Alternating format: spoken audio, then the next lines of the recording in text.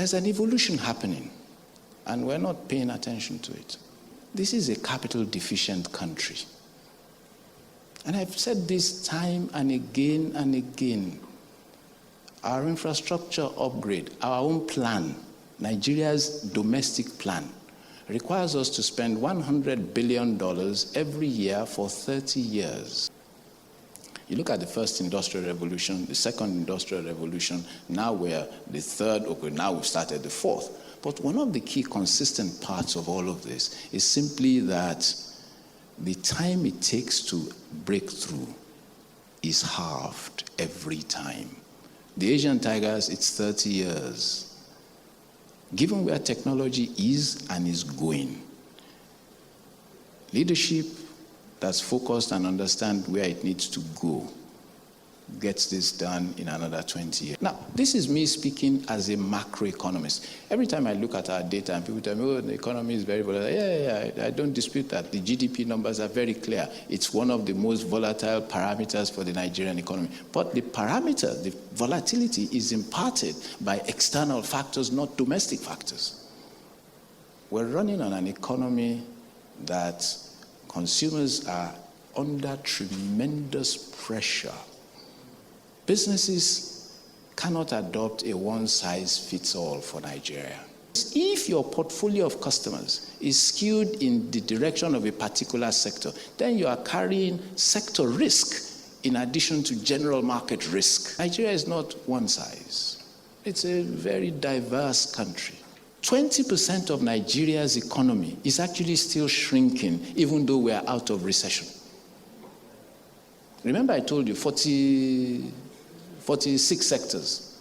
Abi? 20% of them are still shrinking. Only 12 of them, 12% of them are growing faster than population growth. All the others, which means about 66% or thereabout, are growing roughly below population.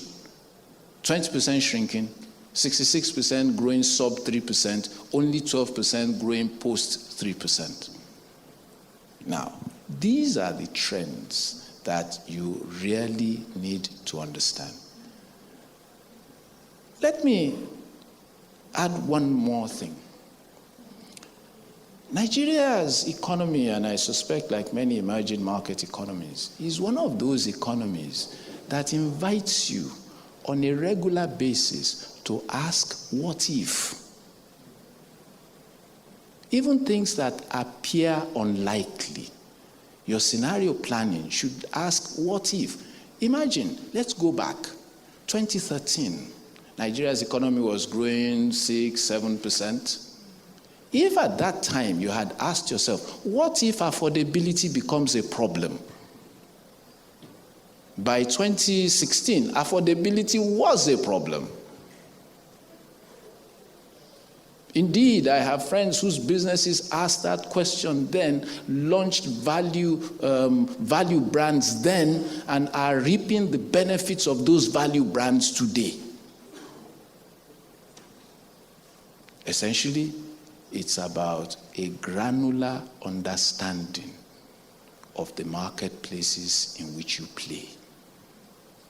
Failure to do that, it's not that this economy doesn't provide opportunity, huge opportunity. You must understand these dynamics.